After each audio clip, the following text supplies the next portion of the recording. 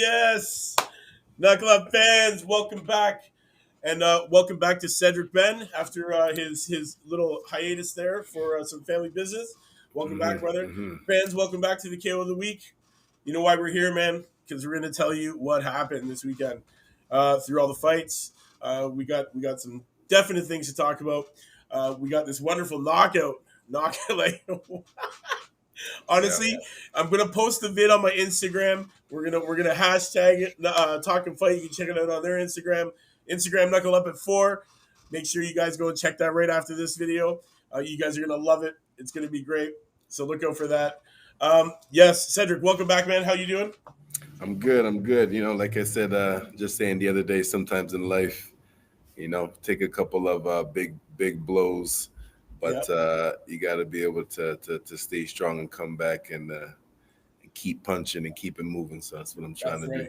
Yeah, unlike our unlucky fellow who's getting knocked out this week. Yeah. Unlike the KO of the week. Yeah, unlike the KO of the week. Honestly, I couldn't. I was kind of dumbfounded that after the first drop, he got up, and without wobbling.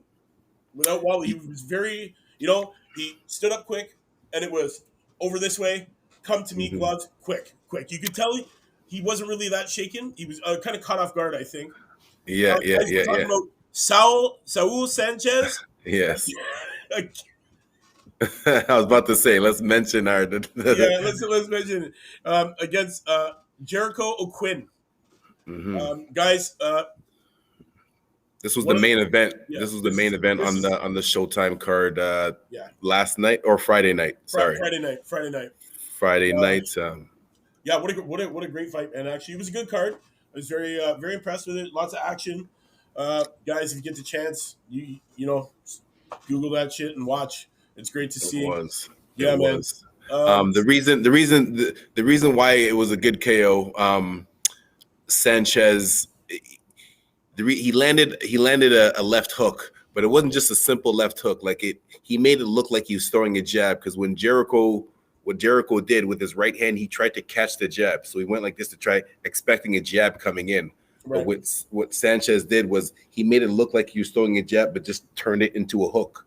So when Jericho went like this to catch the jab, it was wide open, and boom, that was the first one that dropped him. Yeah. That was the first one that dropped. Now, and the funny thing is, when it comes to getting dropped, you have to. It's hard because your ego just tells you to get up and stick your chest up and fight back. But the smart thing to do would be to just stay on one knee and just take the 8 count. Yeah. Just to gather yourself, gather yourself before you try to jump up. Because while your mind is still boggly from getting hit that hard, jumping up just makes it worse because you're not ready to stay grounded. So get up slowly, stay on one knee, let the referee count to 8, get up, and then go from there. But a lot of times they're pride. I think he would have done that. I think if he would have done that, I think he would have been able to weather that second shot better than he did, because the second shot wasn't as devastating as the first. It did connect in the side of the temple, but he was already in a downward kind of movement because he had just went for the grab, and he caught that one in, right in the side of the head. So, but that one rocked him. You could tell. Yeah. He at that point, he tried to stand up quick, walk to the corner. Wasn't really hearing the refs, conversation. Did his little, I can walk to the side. But then when you could see he was going to step forward, you knew then that's when it all started to kick in, and you were like, okay, no, he's wobbly. But I think the ref just let it go, man, because honestly, he could have stopped it right there. He didn't have to take the weathering. He wouldn't have been able to take that weathering at all of shots that came after that, where they just called it. He had him up against those ropes, man, and he just went to town on him. He did. The Sal Sanchez, he did what you're supposed to do when you have your opponent hurt and finish him off. Some guys, they say they're not finishers. They'll have their opponent hurt and still try to keep that distance. And of course, it's still risky throwing more punches because a wounded person is still dangerous because they have nothing else but to throw a bomb that you might get caught with. So you still have to be careful. Sal Sanchez, he did what he was supposed to do. Finished him off. That was the first round. That was pretty sure within the first 2 minutes. That first, he dropped him the first time in the first It minute. was actually 158. Wow. 158 time. Time call 158. And There you go. Quinn was like this was a good fight. This is actually Yes. this was supposed to be O'Quinn coming through, and this should have been a battle with both these guys.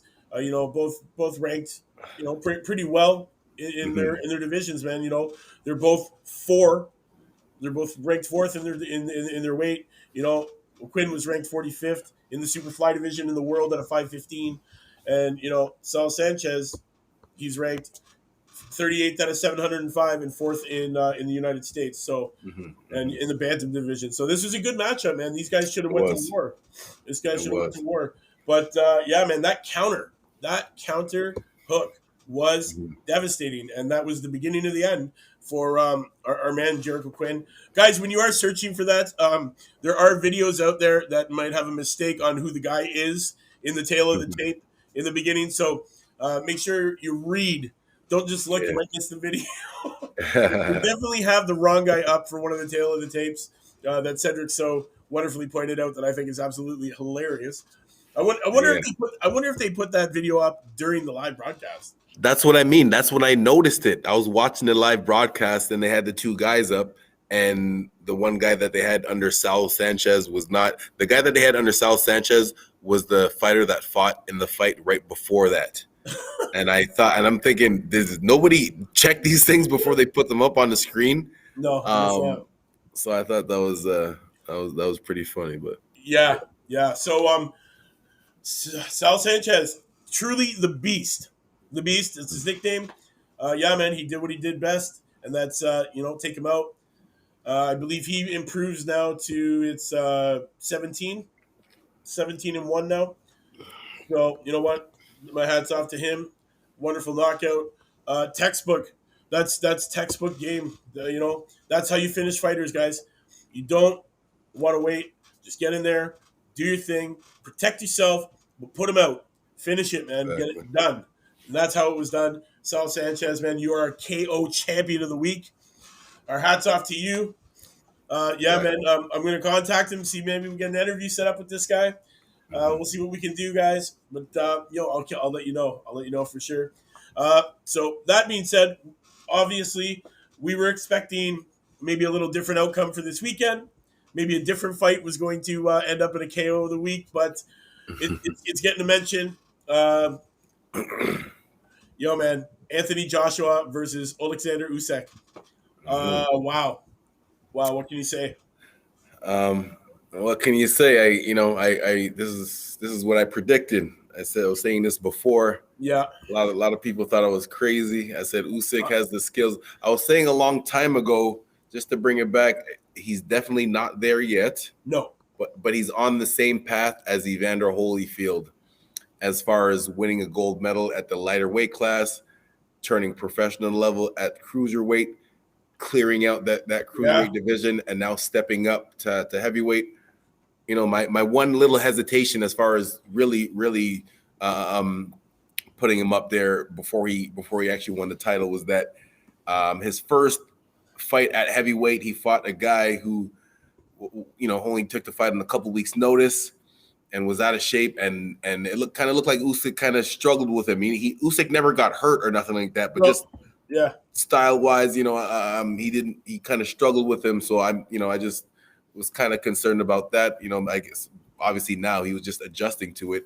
And he also fought Chisora, who he went the distance with, and won the fight, but not, it wasn't like he didn't smash. He won unanimous, but it wasn't like a clear cut win to say like he's gonna smash everybody else. No. So going into last night, I think he those skills really showed, man. Yeah.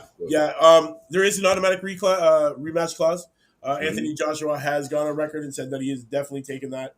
A lot of people are saying that will Usyk improve improve from here to fight for the next fight. A lot of people think he's not going to be able to improve, and they think that Joshua might be able to. Because honestly, that wasn't the Anthony Joshua I remember. Last night was not what I've seen AJ do before. I feel like he just couldn't get started last night, and he just wasn't flowing right. And it's like he couldn't get rolling. You know what I mean? You're exactly right, 100%. He did not look the same. He could not get rolling. But what I'm saying is, it was because of Usyk. Yeah, Because of yeah, Usyk. yeah. Usyk, he did the perfect blend of boxing and punching. He wasn't running, he was Yeah. moving. Remember, he is technically the smaller guy. Although they didn't look that much, he didn't look No, they that much didn't. They didn't. They didn't. smaller, I believe it right? was three and a half inch difference or 4 inch difference. Mhm. So yeah, But yeah. weight wise, do you know what how I, close they were? so Because last night, Usyk weighed in at 221 and a quarter, and Joshua weighed in at was it 240 last night. So almost 20 20 pounds pounds. difference. 20 So pounds and 4 inches. What I did enjoy was Usyk's style to play the angle. He would come in and then fake to the angle around as his counter. His counter was his step to the side to play the angle, and he was yes, coming over the top, and he was landing, boxing every time. skills, Uh, boxing skills. Boxing skills, man. Like I say, the man was an Olympic champion, and Mhm, Olympic mhm. champions have skill. You can never doubt them out, man. There Well, is a reason. There is a reason why they have a medal. yes. But though Anthony Joshua was also a gold Yes, medalist too. But yes, there's levels. There's levels to this. There's levels to this, right? yeah, definitely. He shoot, I lost my quick train of thought. What I was going to say, but just in general, I scored the fight 116 to 112. I gave Joshua. I'm gonna pull up my scorecard real quick, but I'm pretty sure I gave Joshua rounds 2. One of the other rounds in between, and the last round I gave him, I believe, was number 8, and then all the rest of the rounds I gave to Usyk. Even the close rounds that I gave to Joshua were close. Like he barely won them. Yes, He still has to be careful in the rematch. Usyk still has to be careful. I'm gonna still pick Usyk like I did this time. But he still has to be careful because the few times that when Joshua was throwing and landing, those were some big shots. There was a few straight right hands that he did land, and they didn't even look like they were like his full power. Like he just threw it out there, and when they landed, like Usyk, like his whole body yeah, stepped back, yeah, right? So Usyk still had to be careful. When he wasn't moving around with his footwork, he had his hands up and was moving left to right with his head movement, and that's the reason why Joshua was missing so much when he was throwing. It's easy now. Most heavyweights just stand there with their hands up. But yeah, when you're constantly moving, your head is a moving target. yes, Joshua is just moving and missing left and right. And that missing makes you tired too. It's easier. It makes you more tired throwing power and missing as opposed to throwing power and landing right, when a person is blocking. right. So, And you know what? um, Honestly, I think maybe time had a factor into the way that Joshua didn't look ready last night. Like maybe he was sitting too long because the last time he did fight was Pulev, which was back in December, right? yeah, but come on, man. You at that level, you got to be ready, man. You can't. You got to be I, ready you at know, I'm all just I'm times. just trying to make some sort of sense of it, man. Because No. honestly, I was very disappointed with AJ's performance. Hmm. Alexander Usyk did exactly what I thought he was going to do. Go in the distance on points. You can't count this guy out, man. I thought he was just going to stick to the inside and go. He surprised me with that, just playing the angle on the outside, man. That worked really, really well for him last night. And you know what? I knew there was nothing that could go on after the eighth. Hmm. That was incredible. What an incredible fight. Yeah, yeah. Um, One of the what adjustments do you think? And then I'll go second. What adjustments do you think Joshua should try to make for the rematch? honestly, he looked tired. He looked tired. I think he's got to work on some cardio, man. That was a cardio game last night, and obviously the smaller guys' cardio is a little better. Um, you know, but I thought cardio was probably one of them. He took a few of those surprising shots, and it looked like to me, there was a one point there. I believe it was in the third. He started breathing through his mouth a little bit. Mm-hmm. Fourth, he didn't look he looked tired, man. Yeah, That's it. yeah, He needs to work on cardio. He has the ability to knock people out. He has the ability to win. It's just he didn't. He looked gassed. He looked gassed last night. And when was the last time he fought a smaller man? That's another thing too. You got to make those adjustments. yeah. His whole training camp was to fight a guy that's taller than him, right? Um, what I think I want to see. Hopefully, he could work on inside fighting a little bit more. Two Yeah. things: walking the person down, walking the smaller person down, like cutting off the ring and walking them down, and fighting on the inside. And I don't know. I'm not in his camp. I don't know. I've never seen what they work on in camp, but hopefully they can work on some things to be more comfortable on the inside, so that way when you do cut off the ring against that smaller person, Usyk is not going to stand there and go toe to toe with you. But if you can sort of cut him off to get him in a even not just in a corner, but against the ropes, just to land a few, because again, the few that Joshua were landing, Yeah. they were powerful. Look at the damage. Exactly, The damage speaks for everything. Like Usyk. You saw Usyk's face after. Yeah, You saw Usyk's face after. Yes, yeah. yes. So there's a shot. There's a shot you can find if you Google just it'll pop up. Afterwards they're in the back. Giving the respect to each other. Usyk's face it looks like hamburger meat on the one side. Like it's kind of punched in a little. It looks. He took shots, man. He took some big shots. And Joshua's eyes was swollen up a little bit too. Yeah. You know what I? The repetitiveness, man. The repetitive tagging, because he was tagged a lot. Like, he was tagged a lot. Usyk did play the game. He broke him down. Took him the distance because he knew he was the smaller guy, and I was impressed. I was impressed that Usyk came in and did exactly. He textbook fought this man, and stuck to his game plan. Listened to his corner. Didn't let the big shots.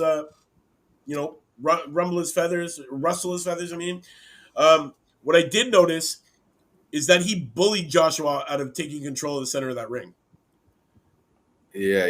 Especially in that 12th round. Yeah, that 12th round, he put him out. He was like, Usyk fought those last couple of rounds. Usyk fought like he already knew if this was a close fight, he was going to lose. So he had to finish strong. Yeah. That's the way that you're supposed to finish when you're fighting in someone else's hometown and it's a close fight, or it might be a close fight. Yeah. That's the perfect way. Like that 12th round, if you were scoring the fight, everyone should kind of, if not clearly, had Usyk up by a little bit at least. So he might have not had to put, step on the gas the way he did, but he came out right away and finished. Like he almost finished him in that, Joshua was against the ropes. Joshua was the bigger man backing away and trying to stay away from the fire. The one thing, when you're moving up in weight class like Usyk does, I always mention this. There's two things that have to move up with you. It's either your skills or your power. Yeah. Most of the time, one of those things has to move up with you. The great ones like Mayweather, later in his career, he might not have had one punch knockout power, but he had respectable power because nobody walked him down other than Marcos Maidana. Nobody ever just walked Mayweather down because he might not be able to catch you with one hard one, but the pop are some hard pops. So and that's so Usyk moving up. I think he earned Joshua in that. I think it was at the end of that first round. Usyk landed a good straight left, bam. Yeah. And I think that moment, Joshua made it. He said to himself, "Okay, I have to respect this little guy's power. He's not just a little guy; he can catch me." Yeah. And it almost looked like Joshua was fighting in a way like he was fighting the bigger person and had to be careful. Yeah. Right. I was very impressed that Usyk was able to walk him down like that, man. It was impressive. It was an impressive win. I'm disappointed in AJ. That just made me think that whole undisputed match against him and Tyson Fury, man, I think that would have been a crap fight, man, after watching that performance. Well, again, Styles, Styles make fights. Styles make fights. That's true. And Styles win fights, man. And you know what? Listening to your coach and sticking to your damn game plan wins fights. That's what happens, man. Always, I'm always. curious. Yeah.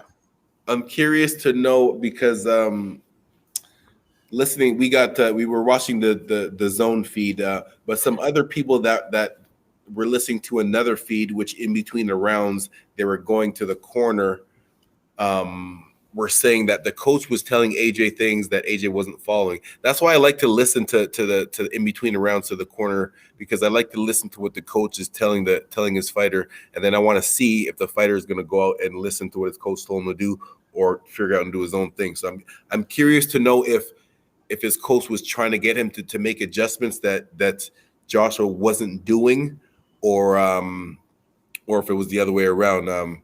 Got a chance to talk to our boys, Andy and Carl from Last Bell. Andy said he was watching the feed where they were listening to where they can hear the coaches, and he said that AJ's coach was telling him to do adjustments that AJ wasn't listening to. So if that's the case, I don't know how the rematch is going to be any different if he's not going to listen to the main person in charge. There you go. Then there's another adjustment that he's going to have to make before that next fight. Then is open up his ears and listen to what his coach is saying, man. If you're not following the recipe that you guys put together, you're not going to end up with the meal that you want, right? You got to be able to trust your coach, especially if Plan A is not working. Yes, because they have a bigger view of what's actually going on. They see it from the whole outside, man. They know what you're doing. They know they got this game plan. They make adjustments on the fly, and if you don't follow those adjustments, then you lose, man. And unfortunately, that loss last night, we now have a new unified heavyweight champion. Oh, so he has He's not undisputed. He's unified. He now holds the WBA Super World Heavy, the IBF World Heavy, the WBO World Heavy, and the International Boxing Organization World Heavy. So Usyk is now the new champion. Wow. Yeah. That's what I mean, man. That's what I mean. A lot of fans are sitting back and really trying to play this through their head. That was not the performance of the unified heavyweight champion of the world. I am sorry. I'm sorry. I've said it. That was not by any means. Sorry, Stan, I'm live on the air, brother. I'll call you back. He's calling lots. He's been calling since the show started. My phone's on silent. I just had to let him. I had to talk to him. He's going to watch right now. But yeah, sorry, Stan, man. I know you've been calling. I know you want to talk about all the fight and all the shit that's happened last night because I got all your messages. But brother, hold on. Let me finish up the show first because that buzzing's pissing me off. But yes, honestly, wow, that was not the performance of the unified heavyweight champion of the world. I'm sorry. He did not look like the champ, man. He did not look like the champ because of his opponent. Yeah. Because of his opponent. Yeah. Right. Guys, unfortunately, Knuckle Up fans, like I say, man, you gotta listen to your coaches. Mm-hmm. You can't leave it in the hands of the judges, man. How many times do you gotta say this? You know what? And that is why our big winner today, Sal Sanchez. Yeah. Give it up to him for that, man. What a wonderful knockout. Guys. Talking about not leaving it to the judges. That was first round. Like that would you say under 2 minutes within the 158? It was exactly 158 of the first round. Done. Finished. And I mean, in a minute 58, knocked down once. Knocked down twice. And then swarmed. He had no idea where he was. Man. And honestly, if the ref didn't step in, he would have been flat on his face sleeping. But he had no idea. The thing is, when I love watching those fights, I love watching after the knockout, man, how long it takes a guy to get back up. Because it really tells you how much damage he's actually done. Yeah, exactly. Yeah, I didn't think about that. How long it takes to get back. The recovery time, man. I like to watch the recovery time. Because, you can get those knockouts where a guy goes to sleep and he gets up quick. Sure. Mm-hmm. But then you get those ones where, the guy didn't even go to sleep, but he still can't get up. Like that. Yeah. That was a great fight. Sal Sanchez is our winner of the KO Champion of the Week. To all our fans, man, yo, go and Google this. We'll definitely, actually, you know what? Check out the Instagram, man. Hit it up. Cedric's gonna put it on his for sure. I'll definitely put it on mine. Let's knuckle up before. Check out the Talkin fight one. Um, Anthony Joshua, back to the drawing board, buddy. Time to get back in the gym. Work on your next game plan. Uh, the automatic reclause is up, man. He wants it, and it's gonna happen. You know, and Joshua, he says he still wants Wilder and Fury. So we'll see. We'll see what happens. We'll see what happens. Any last words on the Joshua fight? Well, I mean, as far as the rematch goes, he said right away he wants it. Every fighter that loses obviously wants a rematch to come back from that loss. I'm sure he will invoke the rematch clause. I'm hoping he goes back to the gym and works on the other little things. Like I said, a little bit of inside fighting, not a little, but a lot of inside fighting. Work on cutting off the ring. Yeah. And just look at the positive things that you did. Like I said, those close rounds where I did give it to him is because he did land. He only landed like 3 or 4, but those 3 or 4 that he landed were very significant and effective. So did you see the final punch count or numbers on that? I don't remember. I saw it, but I don't remember the numbers. Yeah, it was. I don't know. The scores. Everybody. I don't know if everybody knows the scores, but it was scored 117, 112, 115, 113, 116, 112. I had it 116, 112. Yeah, I had it 117, 112. Okay. Yeah, I gave an extra point there. One of It those was, rounds of 10-8 it was rounds. great, man. It was great. Wow. The fans scored it 116, 112. That was out of 192 scores. They averaged that out. Guys, statistics that I'm getting is thanks to BoxRec. Actually, we use them all the time. They're really up to date with a lot of the statistics on their present fighters. It's a great little tool to have, and it comes really, really handy. I wonder, can you add your scorecards to like I can add my I scorecard? believe you can. I believe you can upload your scorecards to BoxRec, and they will put it in the average. So Nice. you can. I think you can help influence them. I use it for so much things, man. I'm just learning the whole extent of the actual thing. BoxRec has lots, man, and they're always updating their things. So thanks to them, man. Hopefully they get back to me in that email so we can start actually posting their shit, man, and using their stuff. That'd be great. But oh, one more thing that I have to mention about AJ. I did text you this last night. I know I did. Was it only me, or did everybody else see that he came out to the theme song of Rocky Four after Apollo Creed got killed by Ivan Drago? Was that the song that I heard? I swear to God. I swear to You know God. what? It took I me right did. as soon as I heard the song. It took me right back to the scene in Rocky Four after Apollo Creed dies, and Rocky's in his Lamborghini and he's driving through the tunnel and he's having a flashback of Creed hitting that floor dead. I don't know. I don't know. And a whole bunch of fireworks. I get it. I get it. You're the world champion. Have your entrance. But yo, man, you came out to Rocky 4 music? What the Guys, go back and watch this entrance. Comment and tell me I'm not lying. Tell me I'm not crazy. Tell me I'm not crazy. But I heard that. I heard that shit.